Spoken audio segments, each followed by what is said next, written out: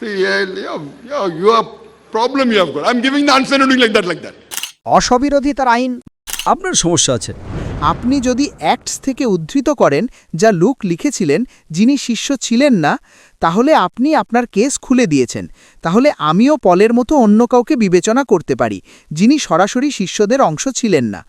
ভাই, আমি আপনাকে খুব পরিষ্কারভাবে বলেছি, পুরো বাইবেলে একটাও দ্ব্যর্থহীন বিবৃতি নেই যেখানে ঈসা আলাইহিস সালাম নিজে বলেছেন যে আমি ঈশ্বর, অথবা যেখানে তিনি বলেছেন আমার উপাসনা করো। যদি আপনি একটাও দ্ব্যর্থহীন বিবৃতি দেখাতে পারেন পুরো বাইবেল থেকে, একটাও অস্পষ্টতাহীন বিবৃতি দেখুন, আপনার সমস্যা আছে। আমি উত্তর দিচ্ছি, আপনি অমনমন করছেন। আপনি যদি অমনমন করতে থাকেন তাহলে আপনি আমার উত্তর বুঝতে পারবেন না। আমার উত্তর শুনুন, আপনার মন খোলা রাখুন এবং আমার উত্তর শুনুন। যদি আপনি অমনমন করতে থাকেন আপনি বুঝবেন না। দেখুন, আপনি এখন তাকে বলছেন আমি আপনার সাথে কথা বলছি, আর আপনি অন্য কারোর সাথে কথা বলছেন। এর মানে আমি এটা মেনে নিয়েছি, সেটাই আমি বলছি। আপনি অন্তত শুনুন আমার উত্তর শেষ হওয়ার পর, তারপর আপনি আপনার মুখ খুলতে পারেন। আমার চ্যালেঞ্জ হলো পুরো বাইবেল থেকে একটা দ্ব্যর্থহীন বিবৃতি দেখান যেখানে ঈসা আলাইহিস সালাম নিজে বলেছেন যে আমি ঈশ্বর, অথবা যেখানে তিনি বলেছেন আমার উপাসনা করো, আমি খ্রিস্ট ধর্ম গ্রহণ করতে প্রস্তুত। হ্যাঁ, প্লিজ।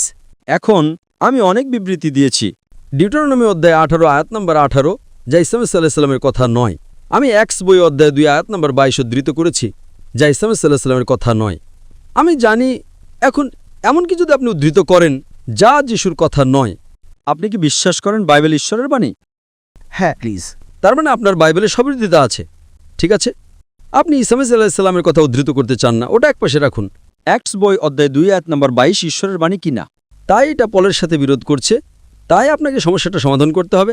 কিভাবে ঈশ্বরের বাণীতে সবিরোধিতা থাকতে পারে, তার মানে সমস্যা আছে।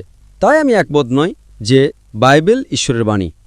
যখন অ্যাক্টস বই অধ্যায় 2 আয়াত নম্বর 22 পরিষ্কারভাবে বলে, হে ইসরায়েলের লোকেরা এটা শোনো, নাজারেথের যিশু তোমাদের মধ্যে ঈশ্বর কর্তৃক অনুমোদিত একজন মানুষ, অলৌকিক এবং বিস্ময় এবং নিদর্শন দ্বারা যা ঈশ্বর তার মাধ্যমে করেছিলেন, এবং তোমরা তার সাক্ষী।